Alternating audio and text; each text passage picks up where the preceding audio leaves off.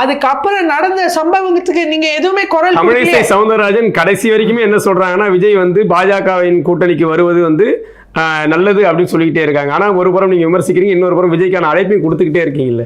அதாவது தேர்தல் அரசியல்ன்றது வேற சார். அதாவது விஜய் அவர்கள் மக்களின் தலைவரான்றது ஒரு கேள்விக்குறியா இருக்கு. ஆனா அதாவது நீங்க எதுக்கு நான் சொல்றேன்னா, நீங்க கூட்டணிக்கு அழைப்பு விடுறாரு அப்படின்னு சொல்றீங்க, நான் ஆட்சியிலையும் பங்கு அதிகாரத்திலையும் பங்கு கொடுக்குறேன்னு. ஃபர்ஸ்ட் நீங்க அதுக்கான தலைவரா இருந்தா தானே மக்கள் உங்களை தேடி வருவாங்க. எங்களுக்கும் திமுகவுக்குமே மட்டுமே போட்டின்னு சொன்ன விஜய் அவர்கள் இன்னும் களத்துல இறங்கவே இல்லை. நான் ரெடி தான், வரவா அண்ணன், நான் இறங்கி வரவா சார், இறங்கி வாங்கல.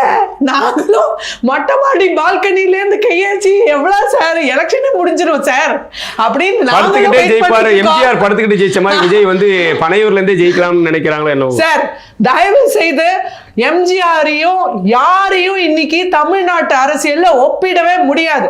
ஏன்னா இன்னைக்கு நான் பகிரங்கமா சொல்லுவேன், ஏன் தமிழ்நாட்டு என்ன, இந்தியா முழுக்க, உலகம் முழுக்க ஒரு மிக சிறந்த அரசியல் தலைவர் எம்ஜிஆர் அவர்கள். அவருக்கு ஈடு இணை யாருமே இல்லை.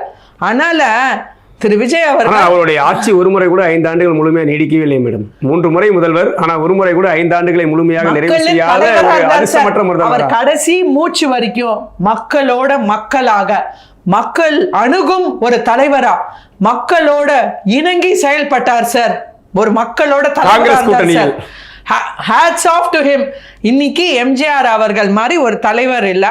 அடுத்து விஜய் அவர்கள் இன்னி வரைக்கும் பாவம் ஜனநாயகத்துல போட்ட அந்த கோடியை நினைச்சு இந்த மக்களின் கோடியை மறந்துட்டாரு. அதனால அவர் புட்ட கேஸ் திமுக இந்த சைடு ஆடுது. அதனால இன்னைக்கு மக்களோட ஒரே choice, one and only choice NDA தான் கண்டிப்பா வெற்றி.